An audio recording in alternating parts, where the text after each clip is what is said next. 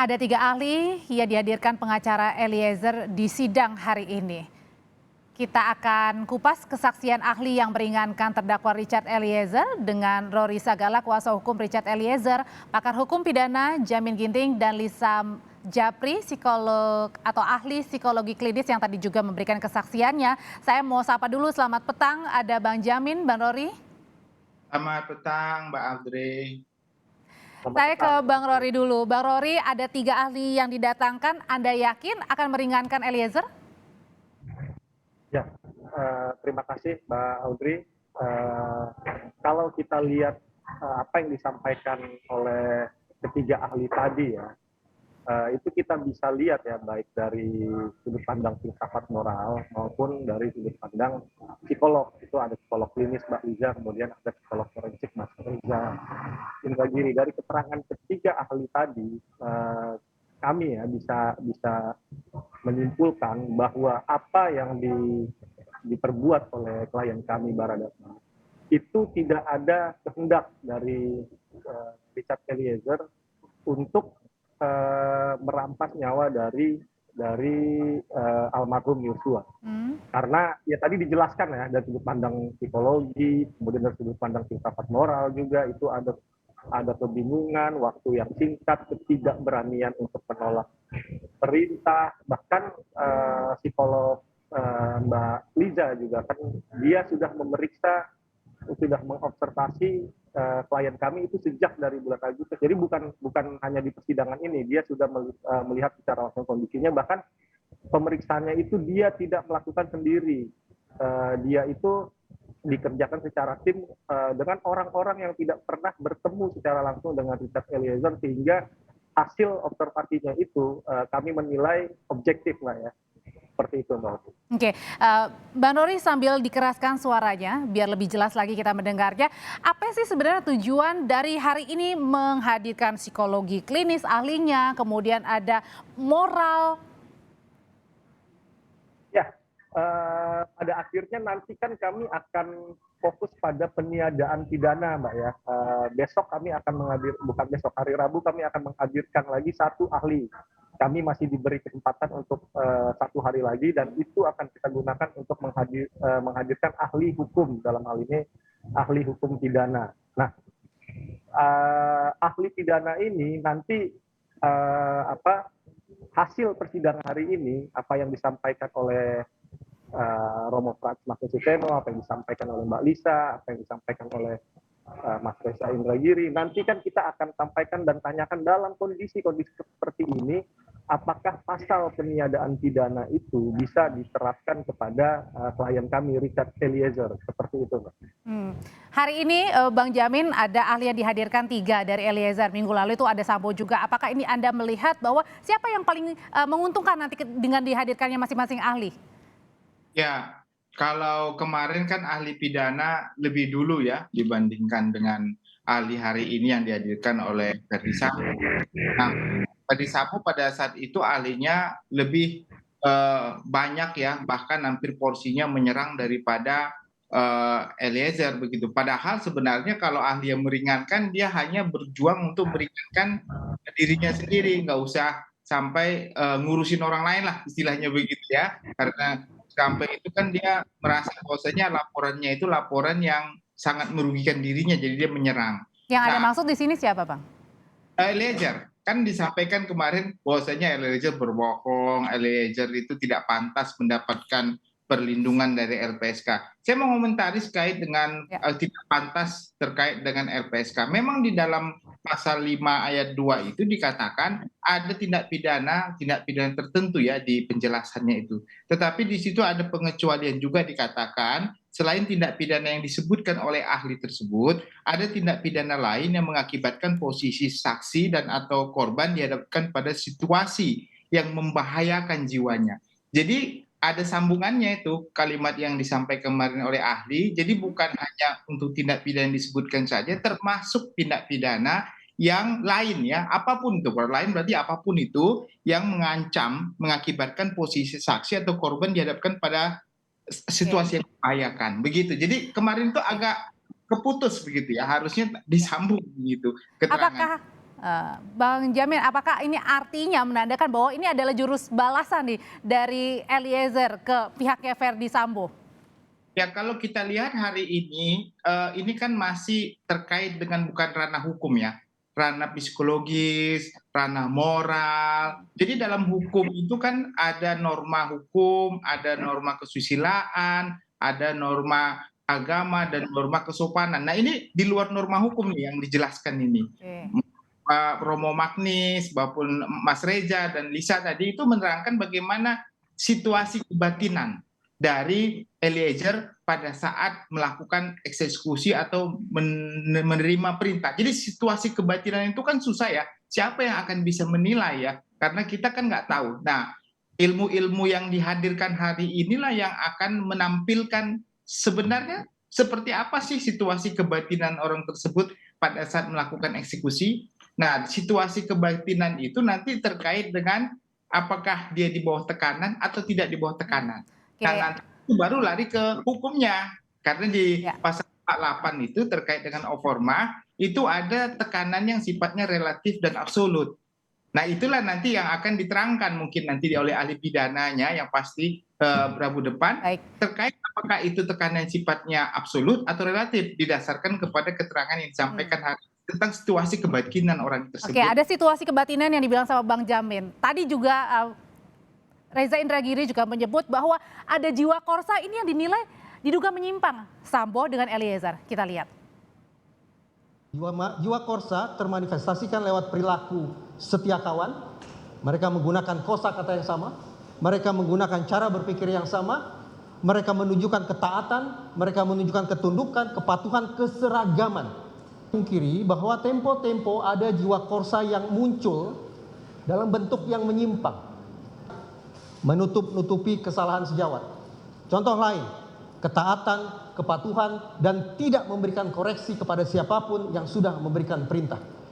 Ketika kita memberikan sorotan terhadap Richard Eliezer misalnya, atau Verdi Sambo misalnya, karena dua nama itu disebut oleh penasihat hukum, menurut saya kita tidak bisa abai terhadap jiwa korsa ini.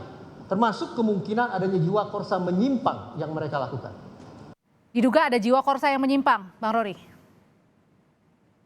Baik, Mbak Audrey. Kalau kami ya fokus dari apa yang diterangkan oleh Mas Reza tadi ya, bahwa bagaimana orang itu dapat melakukan atau tidak mampu menolak perintah, sekalipun perintah itu melawan hukum. Dan menarik tadi ya ketika ketua majelis bertanya, ada satu pertanyaan tadi soal salah satu faktornya itu adalah si pemberi perintah di saat yang sama itu menggunakan uniform atau seragam. Itu berbeda hasilnya ketika dia tidak menggunakan seragam. Jadi tadi kan menjelaskan ya Mas Reza soal ada penelitian ya bagaimana orang itu patuh terhadap perintah yang melawan hukum.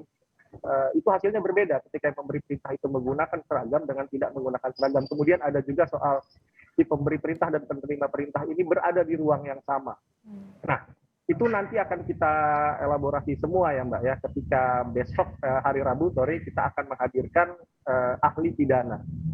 Oke, Bang Jamin, kalau tadi Anda sebutkan bahwa kalau yang di awal-awal ini tidak ada sanksi pidana ya, berbeda ahli pidana ya, berbeda dengan Sambo. Nah, apa sih strategi yang sedang dijalankan oleh Eliezer dan kuasa hukumnya? Ya, posisi Eliezer ini kan termasuk orang pasal 55 ya, yang dalam konteks ini dia masuk dalam dunplegen. Dunplegen itu maksudnya orang yang menyuruh ya, menyuruh melakukan, ada yang disuruh. Dan yang disuruh itu ke dalam kategori ahli pidana nanti pasti dia akan menjelaskan dia ada sebagai media, sebagai alat benda mati yang digunakan untuk melakukan suatu perbuatan. Nah, antara yang disuruh dengan yang menyuruh, niatnya itu ada orang yang dari yang menyuruh, sedangkan disuruh itu dia tidak punya niat.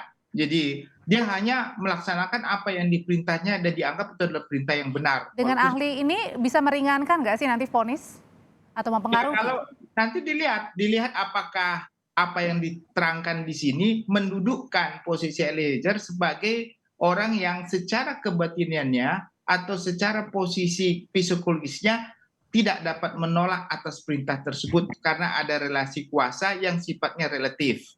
Artinya dia sebenarnya bukan orang yang menjadi alat, tetapi dalam situasi di mana dia tidak bisa menolak karena dalam tekanan yang cukup keras. Nah, Dan itulah tekanan yang cukup keras itu tadi kan sudah diterangkan itu ya, yang diterangkan. Itulah nanti yang dibawa pertanyaan ke ahli pidana. Kalau itu nanti dijadikan dasar mengatakan ini adalah bagian dari tekanan yang cukup keras, dia bisa bebas. Tapi kalau jadi dia akan tadi kan ada Freja bilang ada separuh pertanggungjawaban, ini bisa jadi hukumannya diperingan. nah, artinya adalah jadi ini memang selaras ya dengan apa yang dialami Eliezer dengan ahli yang berbicara tentang situasi Eliezer saat itu. Ya, benar. Jadi kalau kita lihat kan konteksnya mau bebas atau mau hukuman ringan. Kalau bebas harus diperjuangkan dalam posisi apa? Posisi dia adalah melaksanakan perintah karena ada perintah jabatan yang tidak sah tapi dianggap sebagai sah, pasal 51 bisa. Tapi yang lebih dekat menurut saya di pasal 48, orang yang dijadikan alat diperintah untuk melakukan suatu perbuatan yang dalam situasi relasi kuasa yang dia tidak sanggup untuk melawan dorongan yang sifatnya relatif dari luar tersebut. Nah itu, tapi kelihatannya tadi jaksa sudah menyatakan bahwasanya ada pertanyaan yang agak menjebak juga kepada Lisa tadi ya. Dia bilang walaupun demikian berarti dia menyadari apa perbuatannya, berarti perbuatan yang salah bisa minta pertanggungjawaban. Dia jawab bisa minta pertanggungjawaban. Jadi kelihatannya masuk dalam ranah meringankan hukuman begitu, Mbak. Oke, silakan Bang Rory. Ya, tentu kami berharap yang terbaik, Mbak ya. Memang fokus kami nanti kami akan mengajukan untuk peniadaan pidana. Apakah itu pasal 48 atau apakah itu pasal 51, ya nanti kan itu akan kami sampaikan di dalam pledoi, dalam pembelaan. Tetapi melalui hari ini kita sampaikan dulu bagaimana kondisi kebatinan dari Richard Eliezer ketika menerima perintah itu, ketika dia melakukan penembakan itu, bahwa dia di dalam posisi yang tidak punya kemampuan untuk menolak perintah, bahwa dia di dalam posisi yang sangat terguncang, kalau Romo Frans tadi bilang kebingungan yang sangat, itu sehingga dia tidak punya kemampuan untuk menolak walaupun dia tahu bahwa perbuatan itu adalah salah. Seperti itu, Mbak. Ada kondisi kebatinan yang juga diungkap oleh ahli psikologi klinis Liza Japri, kita lihat.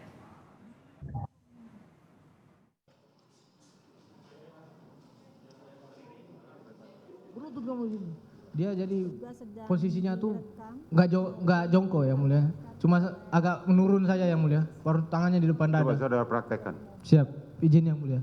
Jadi pada saat didorong, woi kau perlu didorong ke depan. Itu Bang Yos tuh kayak gini yang mulia. Pak, kenapa? Ada apa Pak? Sambil mundur yang mulia. Begini ya. Siap. Oke. Dan menemui para Baru yang saya ada langsung di tembak. depan rumah. Oke, tadi ada kesalahan, tapi tadi ada beberapa hal yang memang juga menarik untuk disimak dari apa yang diterangkan oleh Lisa begitu, menyatakan bahwa melihat kondisi karakter dari Eliezer yang patuh, yang nurut, yang menghindari konflik kalau dikaitkan dengan kejadian tewasnya Yosua, Bang Jamin. Yang ada dalam diri dia itu pertama karena relasi kuasa. Yang kedua, karena dia dalam situasi keguncangan. Dia waktu kita fakta yang kita lihat, dia waktu menembak itu sempat nggak ngelihat Joshua. Berarti kan memang kalau dari sepintas itu kan kita lihat memang dia ingin melakukan penembakan itu dengan ketakutan yang cukup mendalam, takut gitu. Walaupun dia menembak tapi dia nggak bisa melihat orangnya begitu, ngasal gitu. Tapi nah ini menunjukkan salah satu bentuk kekhawatirannya bahwasanya dia tidak kuat melihat sendiri orang yang akan dieksekusi begitu, Mbak. Bang Jamin, di sini dan juga Bang Rory sudah ada ahli psikologi klinis yang tadi juga memberikan kesaksiannya. Ada Mbak Lisa. Sore Mbak Lisa. Selamat sore. Mbak Lisa sebenarnya apa sih? Suara saya terdengar? Kedengeran, aman. Mbak Lisa, jadi pertanyaannya langsung saja. Apa sih yang tadi Anda sampaikan terkait dengan kondisi karakternya dari Eliezer yang nurut, menghindari konflik, patuh dengan kasus kematian Yosua? Iya, seperti yang sudah saya sampaikan di persidangan tadi, memang dari hasil asesmen yang saya lakukan itu terlihat betapa Richard punya tingkat kepatuhan yang sangat tinggi. Setelah itu dia juga cenderung untuk lebih compliance, mengikut avoidance konflik juga, dan ini yang membuat dia rentan sekali untuk sekedar patuh. Belum lagi kalau kita berbicara dari konsep locus of control, kontrol diri seseorang, dia pada saat itu tidak memiliki kontrol akan dirinya. Kenapa? Karena yang saya sampaikan juga di pengadilan, ada yang namanya penelitian Milgram, di mana terbukti seseorang itu cenderung untuk patuh ketika ada perintah yang diberikan oleh seorang figur otoritas dengan kondisi-kondisi tertentu yang mendukung, yang mengakibatkan orang seperti Richard Eliezer itu tidak punya ruang Dan tingkat kepatuhannya sangat tinggi. secara bebas. Ya, betul. Secara bebas untuk menentukan apa yang dia mau. Jadi dia hanya sekedar menjalankan apa yang diperintahkan kepadanya. Oke, Anda menganalisa dari Eliezer ini berapa lama sih? Pertama kali saya ketemu tanggal 15 Agustus, kemudian itu terus berjalan sampai dengan 6 November 2022. Dan itu yang Anda saksikan, Mbak Liza, sampai dengan sekarang, patuhnya itu ya, nurutnya itu yang tidak berubah? Sampai dengan saat ini, kalau kita berbicara sekarang ini tentunya sudah tidak nurut. Jadi tadi kalau diperhatikan di persidangan ada yang saya sebut sebagai intelligent disobedience. Jadi di mana menurut teori, menurut penelitian, intelligent disobedience itu terjadi setelah terjadinya kepatuhan mutlak. Jadi setelah seseorang patuh secara mutlak, secara absolut, sampai pada satu titik tiba-tiba dia analisanya mulai jalan dan mulai meyakini bahwa ini salah, akhirnya dia mulai menjadi tidak patuh, yang kita sebut sebagai intelligent disobedience. Makanya dia kemudian memberanikan diri menjadi justice collaborator. Oh, dan itu sampai sekarang ya terlihat ya, makanya pada saat di sidang kan Eliezer lebih terbuka, lebih berani bahkan di depan Sambo. Betul. Betul. Kalau kita berbicara konstruk psikologi adalah satu hal yang dinamis. Jadi dia akan terus berkembang, bertransformasi, ada dinamikanya lah. Jadi kalau misalnya memang dulu dia dinamikanya penuh ketakutan dan benar-benar patuh secara absolut, itu sampai pada satu titik dia kemudian merubah sikap tersebut sekarang menjadi intelligent disobedience. Oke, Benjamin, kalau misalnya semakin berani, tidak takut lagi, karena tahu salah tanpa tekanan juga, artinya Eliezer ini kesaksiannya benar-benar sudah bisa dibuktikan dan tidak ada lagi yang salah atau yang ditutupi.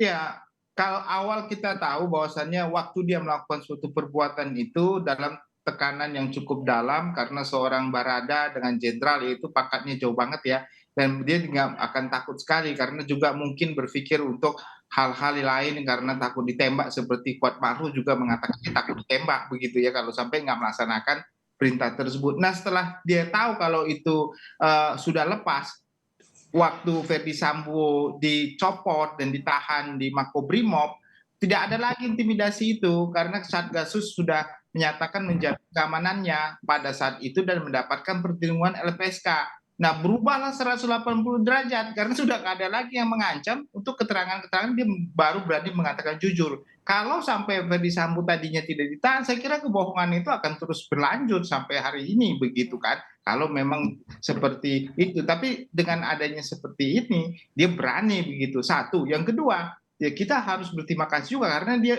mengungkapkan suatu kebenaran. Sementara saya nggak mengatakan yang lain tidak mengungkapkan, tetapi kelihatannya tidak ada yang seperti dia untuk berani ya, seberani itu ya.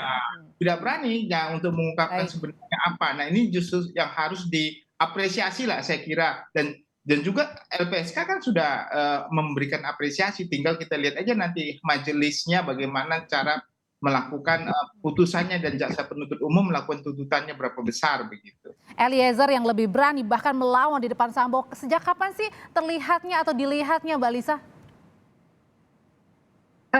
Rasanya kalau itu akan lebih paham tim penasihat hukum ya, karena mereka yang mendampingi sampai dengan terjadi proses untuk melawan Ferdi Sambo tersebut, pasti mungkin tim penasihat hukum yang lebih paham. Baik, kapan itu boleh terjadi. Ya, saya akan tanya langsung ke kuasa hukum dari Eliezer, Bang Rory, kapan sih pastinya sih Eliezer lebih berani bahkan terlihat, bukan terlihat lagi, memang melawan Sambo pada saat di sidang. Itu pas kapan momennya? Ya, baik Mbak Audrey. Jadi Richard itu mulai terlihat lebih berani, lebih lepas itu ketika Richard itu meminta maaf secara langsung ya kepada keluarga dari almarhum Yosua saat itu di persidangan. Secara langsung Richard Eliezer itu bahkan bersujud ya kepada papa dan mamanya dari almarhum Yosua, dan setelah persidangan itu kami makin melihat ini Richard ini semakin berani untuk menyampaikan kebenaran ya. Karena kami pun menyampaikan kepada Richard untuk menyampaikan kebenaran yang sebenar-benarnya. Semua dibuka aja, nggak boleh ada yang ditutup-tutupi, dan itu terlihat sekali Mbak sejak dia meminta maaf, apalagi seperti ada penerimaan maaf dari keluarga korban, sehingga itu membuat energi yang baik ya buat Richard untuk semakin berani untuk mengungkapkan kebenaran. Oke, Benjamin, singkat, kalau sudah berjalan ada 3 ahli yang dihadirkan untuk Eliezer, kemarin baru 1 minggu lalu untuk Verdi Sambo, yang Anda lihat yang paling kemungkinan mendapatkan paling untung dihadirkan ahli-ahli ini, Eliezer, Sambo, pilih mana? Atau pilih mana atau bagaimana? Jadi ahli yang dihadirkan Pak Sambo ya tentu ahli yang meringankan beliau. Kalau hari ini kan baru sebatas situasi kebatinan dan situasi moralitas orang tersebut. Belum sampai kepada apakah ini ada kaitannya dengan pengurangan pemidanaan sebagaimana tadi pasal 48 atau 51 ya. Jadi kita lihat aja nanti bagaimana keterangan ahli terkait ini, dan kita lihat juga bagaimana besok ya kalau nggak saya salah Pak Verdi Sambo juga akan menghadirkan ahli-ahlinya ya. Dan perlu dicatat ya, walaupun ahli ini penting, tapi hakim tidak terikat ya Mas Andre, Mbak Ayu, dengan ahli ini. Jadi dia bisa saja menerima, bisa juga mengabaikan semuanya begitu. Terima kasih Benjamin Ginting, ahli hukum pidana, Mbak Rory Sagala, pengacara Eliezer, dan Mbak Lisa Japri, ahli psikologi klinis sudah berbagi informasi di Kompas Petang. Sehat selalu.